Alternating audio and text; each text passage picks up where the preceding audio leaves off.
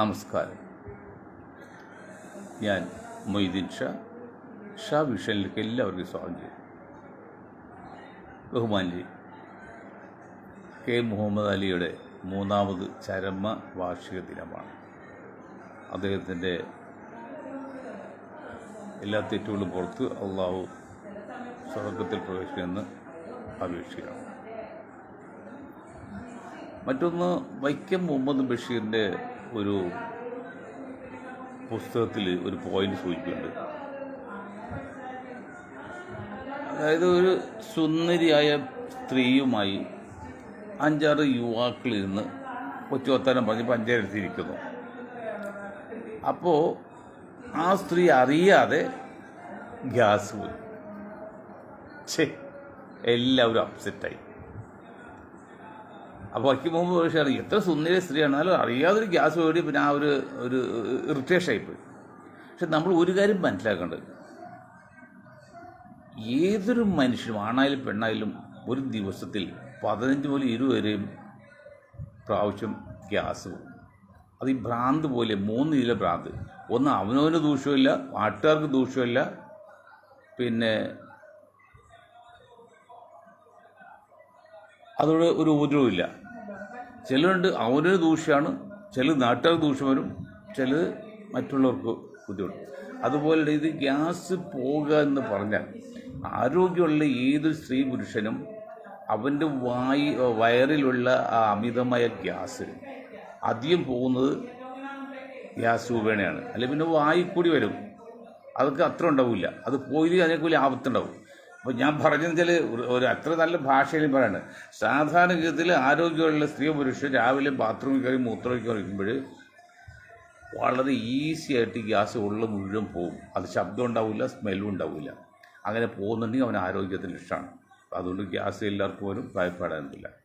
നമ്മൾ പറയുന്ന മറ്റൊരു കാര്യം, അതിലെന്തെങ്കിലും അപാകത ഉണ്ടെങ്കിൽ രാജ്യത്തിന് ബുദ്ധിമുട്ടാക്കുന്നത് ഞാനത് പിൻവലിക്കാം. ഞങ്ങളുടെ നിർദ്ദേശം മാത്രമാണ്, മറ്റൊന്നുമല്ല. ഇപ്പം ലോകത്തിൽ ഏറ്റവും കൂടുതൽ മുസ്ലിം രാജ്യം ഇന്ത്യയാണ്.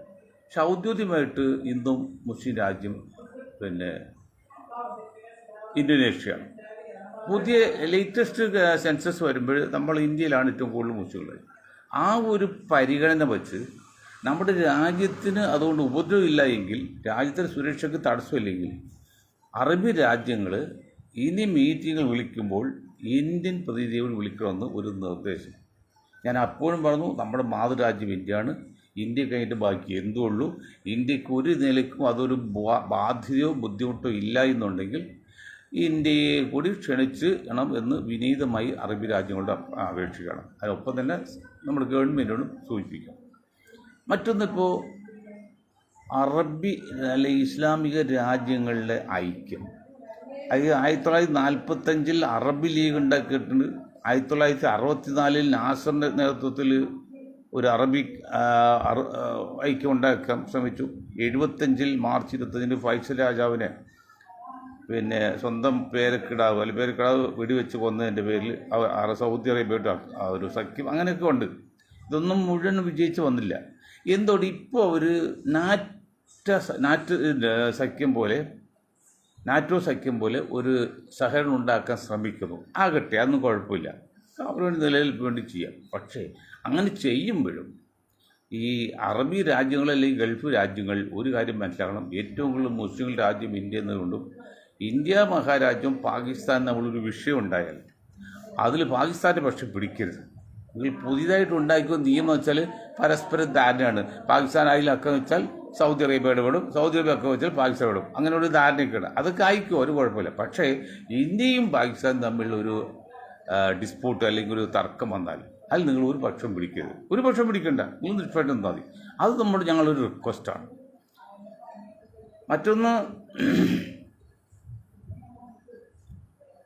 ഈ ജീവിക്കാൻ വേണ്ടി പലരും പണ്ടും അതെ ഇപ്പോഴും അതെ സ്വന്തം നാട് വിട്ട് അന്യനാട്ടിൽ പോയി പണിയെടുത്ത് ഇടുന്നുണ്ട്. അത് ഹിന്ദുക്കളുണ്ട്, മുസ്ലിങ്ങളുണ്ട്, ക്രിസ്ത്യാനിയൊക്കെ ഉണ്ടാവും. അതിൽ സംഘപരിവാർ ഉണ്ടാവും, കമ്മ്യൂണിസ്റ്റ് ആവും, ലീഗ് ഉണ്ടാവും, ഒക്കെ ഉണ്ടാവും. അതൊക്കെ ശരി തന്നെയാണ്. നമ്മളുടെ ആശയത്തിനോ നമ്മുടെ ആശയത്തോട് താല്പര്യമുള്ള പാർട്ടിയെ കൂട്ടി നമ്മൾ വാദിക്കും, അതും തെറ്റില്ല. പക്ഷേ ഇന്ത്യയിലെ ചില വ്യക്തികൾ ഖത്തർ പോലെ അറബി രാജ്യങ്ങളിൽ പോയി ജീവിക്കുമ്പോൾ അവർ സംഘ അനുഭാവി ആയാലും കോൺഗ്രസ് അനുഭാവിയായാലും ആരായാലും ആ രാജ്യത്തിന് ഒത്തു നിൽക്കുകയോ അല്ലെങ്കിൽ നിഷ്പക്ഷ പാലിക്കുകയോ ചെയ്യണം. എതിര് പറഞ്ഞാൽ അത് അപകടം. ഇപ്പം പറയാൻ കാരണം 40ഓളം പേര് മലയാളികളായ സംഘനുഭാവികളായ 40 പേര് ഖത്തറിൽ ജയിലിലാണ്. വളരെ ഗുരുതരമാണ്. അവിടെ രാജ്യദ്രോഹം എന്നൊക്കെ പറഞ്ഞ വലിയ ശിക്ഷയുള്ള രാജ്യമുള്ള. അപ്പം അതുകൊണ്ട് ഞാൻ പറയുന്നത് സംഘനുഭാവികൾ അവർക്ക് അവരുടെ ആശയത്തോട് യോജിപ്പുള്ള രാജ്യത്ത് അവർ സിന്താബ് വിളിക്കും അല്ലെങ്കിൽ വഹിക്കും. പക്ഷെ അത് മറ്റൊരു രാജ്യത്ത് നിന്ന്, നമ്മുടെ ഇന്ത്യയിൽ നിന്ന് പറഞ്ഞോ, ഇന്ത്യക്ക് അതിന് സ്വാതന്ത്ര്യമുണ്ട്, മറ്റൊരു രാജ്യത്ത് പറയുന്നത് ബുദ്ധിപൂർവ്വമല്ല എന്നും അത് മണ്ടത്തത്തെ ലക്ഷണമാണെന്ന് കൂടി പറഞ്ഞുകൊണ്ട് ഞാൻ ആ വാക്ക് പിൻവലിക്കാം.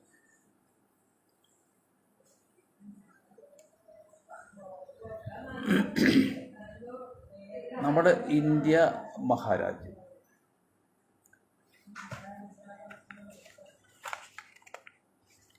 അതായത് ഈ ഗൾഫ് രാജ്യങ്ങളിൽ 35 ലക്ഷം കോടി ഡോളർ മുടക്കിയാണ് അറബി രാജ്യങ്ങളിലെ അല്ലെങ്കിൽ ഗൾഫ് രാജ്യങ്ങളിലേക്ക് സുരക്ഷയ്ക്ക് വേണ്ടി അമേരിക്കയുടെ ധാരണ ഉണ്ടാക്കിയത്. 1-2 ലക്ഷം അല്ല, 35 ലക്ഷം കോടി ഡോളർ. എന്നിട്ടും അവർക്ക് എന്തെങ്കിലും സഹായിക്കാൻ പറ്റുമോ? ഈ ഞാൻ പറഞ്ഞല്ലോ, ലോക ശാക്തിക ചേരികൾ കാതലായ മാറ്റം അനിവാര്യമാണെന്ന് നമ്മൾ പറഞ്ഞു. അപ്പോൾ കേരള രാഷ്ട്രീയത്തിലും മുന്നണി സമുദായത്തിലും മാറ്റം അനിവാര്യമാണ്, മാറ്റം ഉണ്ടാകുകയും ചെയ്യും. അപ്പോൾ ഈ അറബി അല്ലെങ്കിൽ ഗൾഫ് രാജ്യങ്ങൾ അമേരിക്കയെ സംരക്ഷണം ഏൽപ്പിച്ച് ഇരിക്കുന്ന കാലം അവർക്ക് ഇസ്രായേലായിട്ടോ അല്ലെങ്കിൽ മറ്റ് രാജ്യങ്ങളായിട്ടൊന്നും ഒരു യുദ്ധത്തിനോ അല്ലെങ്കിൽ ആക്രമിക്കാനോ സാധ്യയില്ല. കാരണം അമേരിക്കയുടെ സപ്പോർട്ടിൽ അനങ്ങൂല. ഇപ്പം നമ്മൾ എത്ര വലിയ യന്ത്രമായാലും ആ യന്ത്രത്തിന് ഫിംഗർ ടച്ച്, ഒരു വെല്ല് തൊട്ടാൽ യന്ത്രം വർക്ക് ചെയ്യുള്ളൂ, പിന്നെ ഓട്ടോമാറ്റിക് വർക്ക് ചെയ്യുള്ളൂ. അതുപോലെയാണ് അമേരിക്കയുടെ ആയുധങ്ങൾ കോടിക്കണക്കിന് ഡോളറിന് വാങ്ങി മറ്റ് ആർക്കും ഇല്ലാത്ത മോസ്റ്റ് മോഡേൺ ഉപകരണങ്ങൾ കോടികളിൽ വാങ്ങി സൗദി അറേബ്യക്ക് വച്ചിട്ടുണ്ട്. പക്ഷെ അത് അവർക്ക് പ്രയോഗിക്കാറില്ല, അത് പ്രയോഗിക്കുന്നത് അമേരിക്കയാണ്. അപ്പോൾ അമേരിക്കയെതിരെയുള്ള ഇസ്രായേലിലേക്ക് ചെയ്യാൻ പറഞ്ഞാൽ അത് ചെയ്യുമോ? അനുഭവം ഉണ്ടല്ലോ.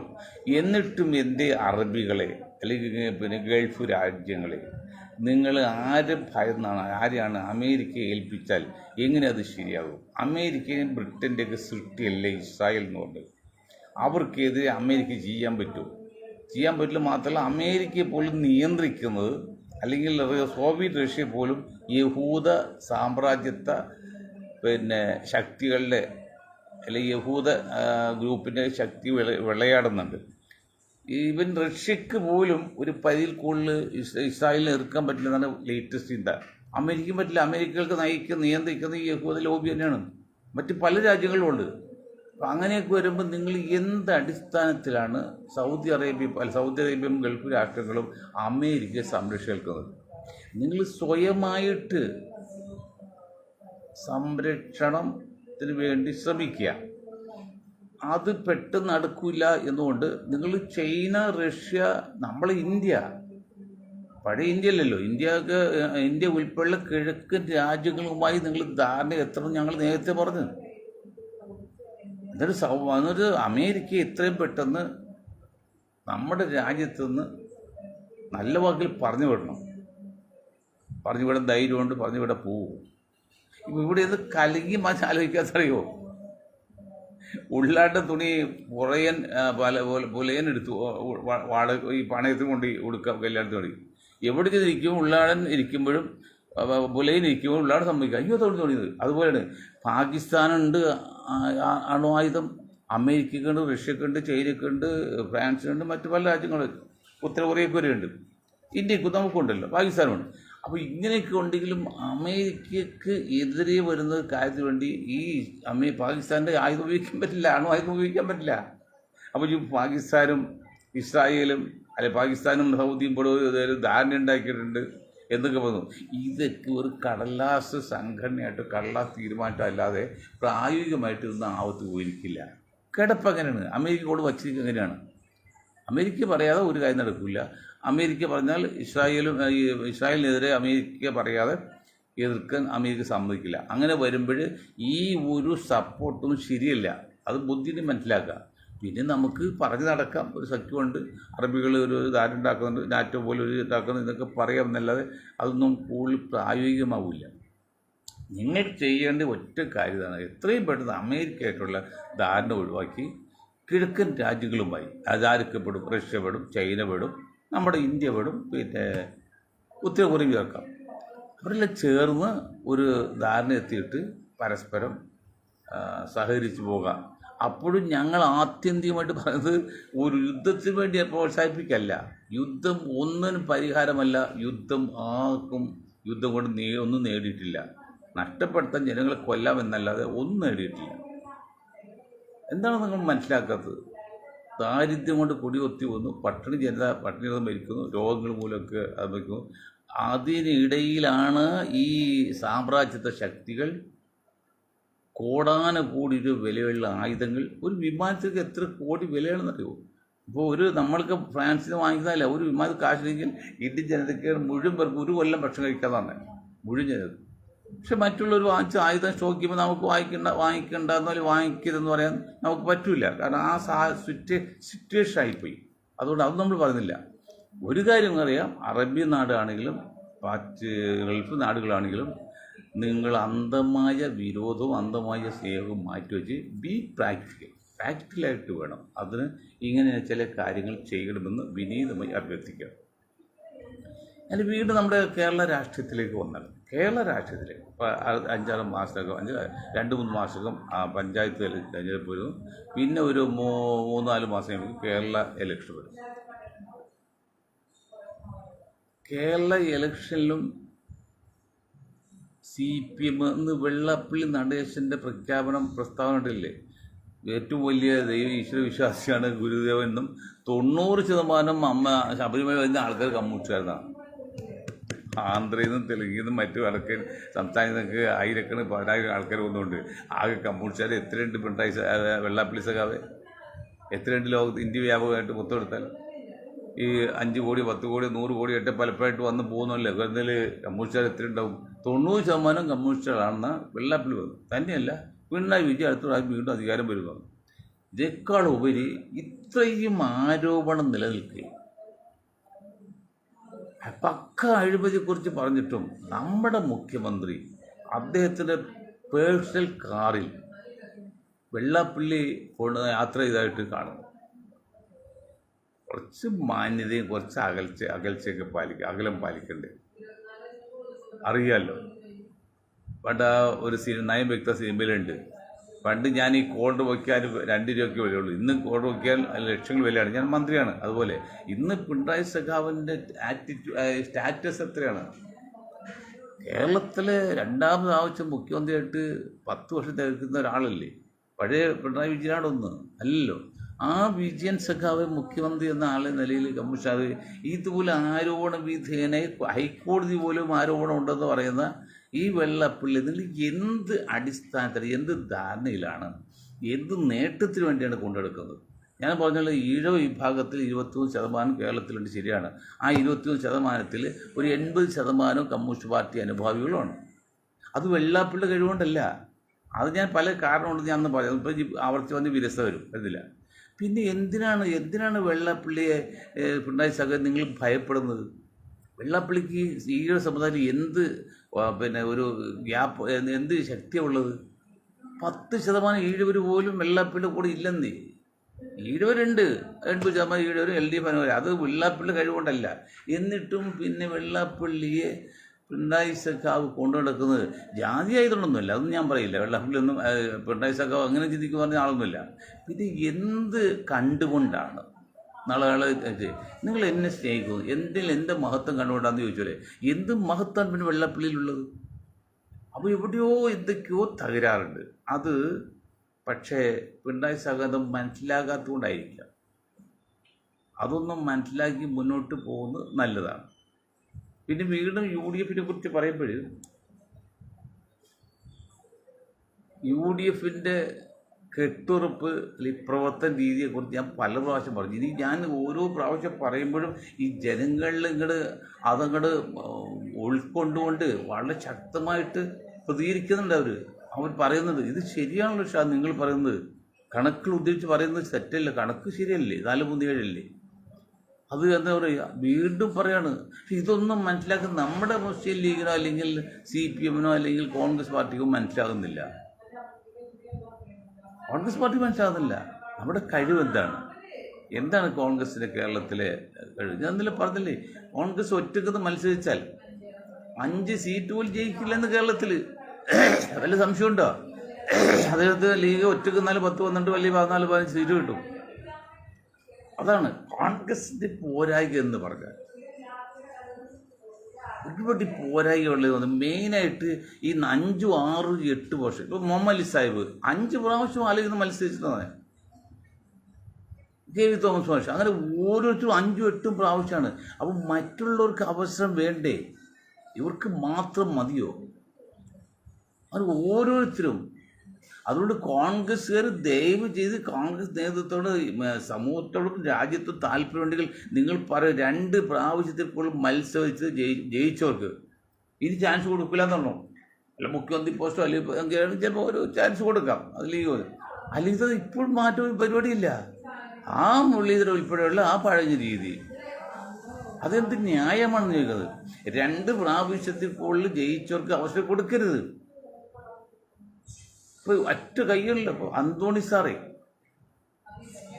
സാറ് ഇപ്പോൾ പതുക്കെ വരുന്നുണ്ട് രംഗത്ത്. കാരണം കോൺഗ്രസ്സിന് എന്തോ ചെറിയ സാധ്യത ഉണ്ടെന്ന് അകലത്തിൽ കാണുന്നു. പുള്ളിയും ഷർട്ടൊക്കെ തേച്ച് ആക്കി 10 ശതമാനം. എൻ്റെ അന്തോണി സാറേ, നിങ്ങൾ ഈ കോൺഗ്രസ്സിൽ നിന്ന് നിങ്ങൾ രാജിവെച്ച് പോകും, അല്ലെങ്കിൽ നിങ്ങൾ നിശബ്ദമായിട്ടിരിക്കുക. നിങ്ങൾ ഇപ്പോൾ വന്ന് കോൺഗ്രസ് സഹായിക്കാൻ പറ്റില്ലേ? ഉള്ള ഇതുകൊണ്ട് പോകാണ്. എത്ര വർഷമാണ് കോൺഗ്രസിന്റെ ചെയ്തിരിക്കുന്നത്? എത്ര വർഷമാണ്? ഒന്ന് ആലോചിച്ച് നോക്കി. 19 വർഷം MLA ആയിരുന്നു AK ആന്റണി അന്തോണി. 17 വർഷം MP ആയിരുന്നു. 3 വർഷം മുഖ്യമന്ത്രിയായിരുന്നു. 8 വർഷം കേന്ദ്ര മിനിസ്റ്ററായിരുന്നു. എന്താ അതൊക്കെ തരം നിങ്ങൾക്ക് എന്ത് യോഗ്യത ഉള്ളത്? നിങ്ങൾ പാർട്ടിക്ക് വേണ്ടി എന്ത് ചെയ്തിട്ടുണ്ട്? മകനെ കൊണ്ടുവന്ന് BJP നടയിരുത്തി, ഗുരുവായൂർ അമ്പലത്തെ ആനയിരുത്തും പോലെ. അമ്മ പോയി BJPക്ക് വേണ്ടി പ്രാർത്ഥിച്ചവിടച്ച്, പള്ളി പോയി പ്രാർത്ഥിച്ച്, മകനും BJPക്ക് വേണ്ടി. നിങ്ങൾ പിന്നെ ഈ പാർട്ടി എന്ത് ചെയ്ത്? നിങ്ങൾ ഉള്ള കഞ്ഞിയിൽ പാർട്ടിയുടെയാണ്. അതേക്കുറിച്ച് പറയാൻ ധൈര്യമുള്ള ഒരു കോൺഗ്രസും ഇന്ന് ജീവിച്ചിരിപ്പില്ല. അതാണ് കുഴപ്പം. നല്ല 10, 60, 65 വയസ്സുള്ള ആരോഗ്യമുള്ള ശിവകുമാറില്ലേ, ശിവകുമാറിന് ഇപ്പോൾ ഉള്ള ഒരു നേതാവാണ് കോൺഗ്രസ് വേണ്ടത്. രാഹുൽ അത് ഫിറ്റല്ല, പ്രിയങ്ക ഫിറ്റല്ല. അവർക്ക് തന്നെ അറിയില്ല അവരുടെ പൊസിഷൻ സ്റ്റാൻഡ് ഉണ്ടാവും. പിന്നെ ഇപ്പോൾ വയനാട്ടിൽ നിന്ന് കളിക്കണ്ടല്ലോ. രാഹുൽ തന്നെ അറിയില്ല ഞാൻ എന്താണ് നിലപാട്, ഞാൻ ഹിന്ദുവാണ്, മുസ്ലിമാണ്, ക്രിസ്ത്യാനി, ആ നിലപാടൊന്നും അറിയില്ല. ഒരു നിലപാട് വേണ്ട കാര്യങ്ങൾ പോലെ ആശയങ്ങളൊക്കെ ഉണ്ട്. നെഹ്റുവിന് അടുത്ത പ്രധാനമന്ത്രി, വനിതാ പ്രധാനമന്ത്രി ആകണമെങ്കിൽ പ്രിയങ്കയ്ക്കാണ് സപ്പോർട്ട് ചെയ്യേണ്ടതെന്ന് പറഞ്ഞിട്ട് ചോദിച്ചിട്ടൊക്കെ വരുന്നുണ്ട്. ആയിക്കോ, പ്രിയങ്ക പ്രധാനമന്ത്രി, വലിയ പ്രസിഡന്റ് ആയിക്കോ, നമുക്ക് തടസ്സമില്ല. പക്ഷെ അതിനൊക്കെ ഒരു ആജ്ഞാ പവർ രാഹുൽജിയുടെ ഏതെങ്കിലും കാര്യത്തിൽ ആജ്ഞാ പവറുടെ പാർട്ടിക്കുള്ളിൽ പുറത്തല്ല. ആരെങ്കിലും ഉപദേശിച്ച് വേണുഗോപാലും ഉപദേശിക്കുന്നത് പറഞ്ഞല്ലാതെ സ്വന്തമായിട്ട് തീരുമാനം എടുക്കാനുള്ള ആജ്ഞാ പവറുണ്ടോ? പ്രിയങ്കയുണ്ടോ? സോണിയക്കുണ്ടോ? ആലപ്പുഴ ജോർജ് എഴുതി കൊടുത്ത് അത് വായിക്കുമെന്ന് സോണിയ. അതല്ല, സോണിയക്ക് ചിന്തയുടെ അഭിപ്രായമില്ല. ഇപ്പോൾ വേണുഗോപാൽ പണ്ട് ആന്റണി പറഞ്ഞു കൊടുക്കും. ഇവർക്ക് സ്വന്തമായിട്ട് അഭിപ്രായം. ഇന്ദിരാഗാന്ധി സ്വന്തമായിട്ട് അഭിപ്രായം ഉണ്ടായിരുന്നു. ശിവകുമാറിന് സ്വന്തമായ അഭിപ്രായമുണ്ട്. അതില്ല എന്ന് വെച്ചാൽ അത്ര രാഷ്ട്രീയ ഒരു പഴക്കോ അല്ലെങ്കിൽ തീയിൽ ജനിച്ചല്ല. പറഞ്ഞു മാത്രം പോരാ, പാരമ്പര്യം വന്നല്ല. മറ്റ് പലരും തീയിൽ ജനിച്ചാണ്. അതില്ല രാഹുൽജി. ഇപ്പം എല്ലാവരും രാഹുൽജിയെ പൊക്കി പറയുകയാണ്. ആകട്ടെ, എനിക്ക് സന്തോഷമുള്ളൂ, എനിക്ക് എതിർപ്പൊന്നുമില്ല. കോൺഗ്രസ് കാണിച്ച ഗാന്ധിയുടെ കാര്യമൊക്കെ പറയാണ്. പ്രിയങ്ക പിന്നെ ഫിറോസ് ഗാന്ധിയുടെ കാര്യം എങ്ങനെ ഗാന്ധി എന്നൊക്കെ BJP ഇങ്ങോട്ട് പറഞ്ഞു കൊടുക്കാണ്. അവർക്കൊരു അവസരം കിട്ടി വിടുമോ? കുറെ ആൾക്കാർ വിശ്വസിച്ചു പോകില്ലേ? എന്തിനാണ് ഇന്ദിരാ നെഹ്റുവിന് എന്തായിരുന്നു പോരായിക? എന്തിന് ഗാന്ധിയുടെ കടമെടുത്ത്? പണ്ട് എൻ്റെ ഒരു അമ്മാവൻ പറഞ്ഞു, ഇന്ദിരാഗാന്ധി ഗാന്ധിയുടെ മോളല്ലേ. അമ്മാവനെ കുറച്ച് രാഷ്ട്രീയമായിട്ടുള്ള പരിചയമില്ലാത്തതുകൊണ്ടാണ്. അങ്ങനെ തെറ്റിദ്ധാരുണ്ടാക്കേണ്ട കാര്യമുണ്ടോ? ഇന്ദിരാ നെഹ്റു ഗാന്ധിയേക്കാൾ ഒരു പിടിയെങ്കിലും മുന്നിലല്ല പുറകിലല്ല നെഹ്റുവിൻ്റെ പാരമ്പര്യം കോൺഗ്രസ്സിൽ. ഇന്ദിരാ നെഹ്റു എന്തുകൊണ്ട് ഇന്ദിരാഗാന്ധി ആ ഗാന്ധിയാക്കി എന്ന് പറയുന്നല്ലേ? അതൊക്കെ എത്ര ആഴത്തിൽ ശല്യമുണ്ടാക്കുന്നുണ്ട്. ഇപ്പോഴും കോൺഗ്രസ്, കേരളത്തിൽ പോലും കോൺഗ്രസ് പഠിച്ചിട്ടില്ല. എന്താണ് കോൺഗ്രസ് പോരായികയെന്ന്, എന്താണ് ബുദ്ധിമുട്ടെന്ന്? യൂണിറ്റ് അടിസ്ഥാനത്തിൽ പ്രവർത്തനമില്ല, ഗ്രാസ് റൂട്ട് ഒരു പ്രവർത്തനമില്ല. എന്ത് കണ്ടുകൊണ്ട് നിങ്ങൾ നിൽക്കുന്നത് ചോദ്യമാണ് അതുപോലെ മുസ്ലിം ലീഗിനോടും. കാരണം ഞാൻ ഈ പറയുമ്പോഴേ ഞാനൊരു 4 കോൺഗ്രസ് 2 ലീഗിൻ്റെ മെമ്പർഷിപ്പുള്ള ആളല്ലടോ. എൻ്റെ കൂടെ 10-30 പേര് വളരെ ശക്തമായിട്ട് ജയശങ്കർ പറഞ്ഞ പോലെ മനഃശാസ്ത്രം അറിയാവുന്നവർ, ഫിലോസഫി അറിയാവുന്നവർ, സയൻറ്റിസ്റ്റുകൾ, ഗണിതശാസ്ത്രജ്ഞന്മാർ ഒക്കെ ഉണ്ടെന്ന്. ഞാൻ വെറും പുള്ളാളിക്കല്ലത്, കണക്കുകൾ ഉദ്ധരിക്കുകയാണ്. അതുകൊണ്ട് കണക്ക് ഉദ്ധരിച്ചാൽ തെറ്റ് പറയാൻ പറ്റുമോ? എന്താണ് നിങ്ങൾ ധരിക്കുന്നത്? എന്താണ് നിങ്ങൾ കോൺഗ്രസ് എങ്ങനെ രക്ഷപ്പെടാം എന്നാണ് ചിന്തിക്കുന്നത്? ഈ ഒരു പ്രാവശ്യം കൂടി കോൺഗ്രസ് UDF കിട്ടിയില്ലെങ്കിൽ എന്തായിരിക്കും അവസ്ഥ? കോൺഗ്രസ് കേരളത്തിലെ എന്താണ് ശക്തി എത്രയാണ്? ഇപ്പൊ കഴിഞ്ഞ പ്രാവശ്യം നിങ്ങൾ പറഞ്ഞില്ല എല്ലാം എടുക്കാതെ ജയിച്ചോണ്ട്. ആ ജയിച്ചതിനെ കുറിച്ച് നമ്മൾ പറഞ്ഞു. നമ്മൾ വെച്ചാൽ എൻ്റെ ഗ്രൂപ്പ് പറഞ്ഞു ആരാന്തൊക്കെ. എന്നിട്ടും ഇപ്പൊ അന്തോണി പതുക്കെ വന്ന് 10 സമയം നടത്തി ഉള്ള അതായത് പിന്നെ വർക്കല ക്ഷേത്രത്തിൽ പോലീസ് ഇടപെട്ട് തെറ്റാണെന്ന് അന്ന് വല്ലതും പറഞ്ഞു. അത് അന്തോണി സവർണ്ണ നായർ വിഭാഗത്തിന് വേണ്ടി വിട്ടുന്നാക്കി പറഞ്ഞത്. ഉള്ള 10 വോട്ട് കൂടി ഈഴവൻ്റെ പോകല്ലേ. അതിനകത്ത് ഗോവിന്ദ എന്നിട്ട് സെക്രട്ടറി കോൺഗ്രസ് ഈഴവൻ എഴുതാണ്. അതെന്തറിയോ? ആന്റണിക്ക് അല്ലെങ്കിൽ ആന്റണി ഇഷ്ടപ്പെടുന്ന സവർണ്ണ ലോബിയുണ്ട് കേരളത്തിൽ. അവർക്ക് LDFിന് ഭരണം കിട്ടിയില്ലെങ്കിൽ UDF ആണെങ്കിൽ അന്തോണി ഇരിക്കട്ടെ മുഖ്യമന്ത്രിയായിട്ട് എന്നൊരു ഒരു പിന്നെ എന്ത് സ്ഥാനാർത്ഥിയാണ്, നീക്കുപോക്ക് സ്ഥാനാർത്ഥിയായിട്ട്. അത് വരുമ്പോൾ അത് ഒഴിവാക്കാൻ വേണ്ടിയാണ് കോൺഗ്രസിലെ ബുദ്ധിജീവികളാണ് ഇപ്പോൾ ഈ പുസ്തകം മൃത്യം ഇങ്ങനെ അദ്ദേഹത്തെ കൊച്ചാക്കുന്നത് എന്ന് സ്വയം മാറി നിൽക്കണ്ടേ. നിങ്ങൾ എന്ത് ചെയ്തു അന്തോണി സാറേ? നിങ്ങൾ എന്ത് ചെയ്തു ഇന്ത്യൻ നാഷണൽ കോൺഗ്രസ് വേണ്ടി? 40 വർഷം നിങ്ങൾ സോണിയാഗാന്ധി അവിടെ ചെന്ന് 2ാം സ്ഥാനത്തിൽ 1ാം സ്ഥാനത്ത് ഇരുന്നിട്ട് ആ കോൺഗ്രസ് BJPയിൽ കൊടുത്തു. ഇപ്പോൾ കേരളത്തിൽ വന്നിട്ട് ഇനി BJPയെ കേരളത്തിലും കയറ്റണം. അതാണ് നിങ്ങളുടെ ഉദ്ദേശം. നിങ്ങൾ മകനെ BJPക്ക് വിട്ടുകൊടുത്തതിലൊക്കെ ഇനി നിങ്ങൾക്ക് എന്ത് വോയിസ് ഉണ്ട് ഇന്ത്യൻ നാഷണൽ കോൺഗ്രസ് പ്രവർത്തിക്കാനും അതിന് പേര് പറയാനും? കോൺഗ്രസ്സുകാർ ക്ഷമാശീലാണ്. പക്ഷെ എന്തെങ്കിലും അവർ അളമുട്ടി കടിക്കും, ചേരയും കടിക്കുന്നില്ലേ അവർ തിരിച്ചടിക്കും, മുട്ടുകാലിരിക്കും. നിങ്ങൾ അടിക്കുമെങ്കിൽ മിണ്ടായിരിക്കും, ഒന്നും പറയണ്ട. അനുകൂലിച്ചും വേണ്ട, പ്രതികരിച്ചും വേണ്ട. നിങ്ങൾ മിണ്ടായിരുന്നു. നിങ്ങൾ ഈ കോൺഗ്രസ് വേണ്ടി പത്രസമ്മേളനം നടത്തരുത്. നിങ്ങളുടെ ഭാര്യയില്ലേ അവിടെ പോയി ആ പള്ളിയിൽ പോയി പറഞ്ഞ് BJP പോയി എൻ്റെ മകൻ രക്ഷപ്പെടുന്ന് അച്ഛൻ്റെ അത് ഉപദേശം കിട്ടുന്ന അമ്മയുടെ ഒരു ഇതാണ് ഒരു വിളിയാളുണ്ടായതൊക്കെ പറഞ്ഞു. എവിടെ പോയി ഇപ്പം മകൻ?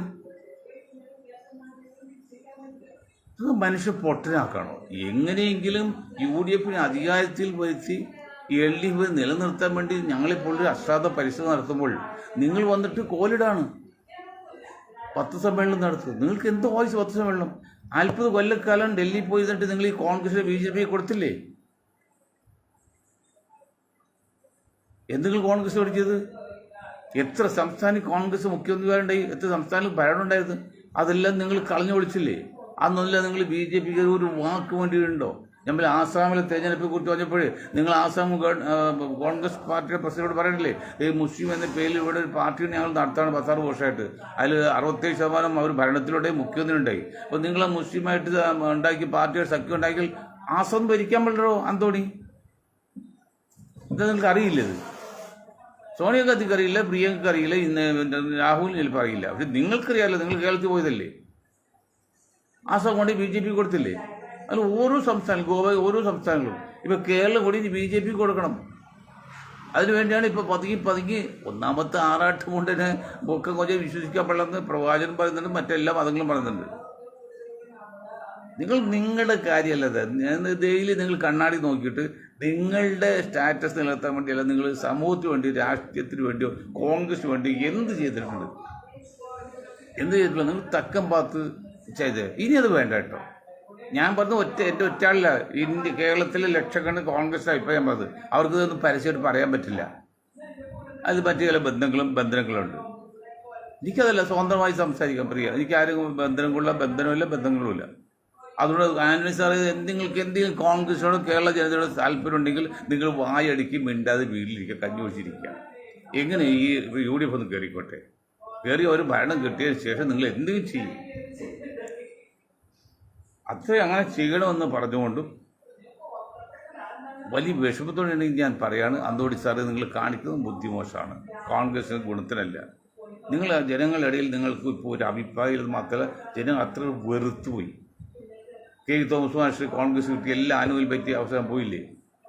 അതിൻ്റെ പല കോൺഗ്രസ്സുകാരും നാലഞ്ച് കോൺഗ്രസ്സുകാർ സോണിയാഗാന്ധി വളർത്തിക്കൊണ്ടല്ലോ. എ കെ ആന്റണി ഉള്ളത്, പിന്നെ P C Chacko, K V Thomas, പിന്നെ മലയാളം ചെയ്യാൻ പാടില്ലാത്ത ടോം വടക്കൻ, ഇവരൊക്കെ എവിടെ ഇപ്പോൾ? കോൺഗ്രസ് 2, 3, 4, 5 സ്ഥാനമില്ലായിരുന്നോ? മറ്റൊരാളുണ്ടല്ലോ, ആ തിരുവല്ലക്കാരൻ, അയാൾ ഡെപ്യൂട്ടി സ്പീക്കർ ആയില്ലേ, എന്നിട്ട് പാർലമെന്റിൽ അവസരം കൊടുത്തുകൊണ്ട് ബി ജെ പിക്ക് വരുമ്പോഴാണ് ബി ജെ പി കൊടുത്തത്. ഇവർക്കൊക്കെ മുഖ്യമന്ത്രിയാണ് ആഗ്രഹമുണ്ട്. നിങ്ങൾ യൗവനകാലം മുഴുവൻ പാർട്ടിയെ വിറ്റ്, പാർട്ടിയെ കൈപ്പിടിൽ ഒതുക്കി എല്ലാം നേടി അവസാനം ബി ജെ പിക്ക് സപ്പോർട്ട് ചെയ്ത് എക്സിമായിട്ട് ഭരിച്ചിട്ട് ഇത് ഇപ്പോൾ പതുക്കെ വന്ന് കോൺഗ്രസിന് വേണ്ടി പത്രസമ്മേളനം നടത്തും. ഞാൻ പറഞ്ഞേക്കാം, വികാരം കൊണ്ടുവരുന്ന ജനത, പ്രത്യേകിച്ച് യുവതലമുറ, അവർ ക്ഷമിക്കില്ല. അവർ നിങ്ങൾ റോഡാണെന്ന കല്ല് വെച്ചെറിയ അല്ലെങ്കിൽ കാല് കൊണ്ട് വെച്ചൊടിക്കും. പലരും വികാരം ഞാൻ പറഞ്ഞു, എൻ്റെ വികാരമല്ല, എനിക്ക് നിങ്ങൾ എന്തായാലും കുഴപ്പം, നിങ്ങൾ മുഖ്യമന്ത്രി ആയത് എനിക്ക് കുഴപ്പമില്ല. പക്ഷെ ജനങ്ങൾ സ്നേഹിക്കുന്ന കോൺഗ്രസ്സുകാരുടെ കാലത്തിൽ അവർ വയലൻ്റെന്ന് ഓർമ്മ വേണം, പ്രത്യേകം ശ്രദ്ധിക്കണമെന്ന് പറഞ്ഞുകൊണ്ട് ഞാൻ എൻ്റെ വാക്കുകൾ നിർത്താൻ നിങ്ങൾക്ക് ഒരായി നിന്നും ചെയ്യുന്നില്ല.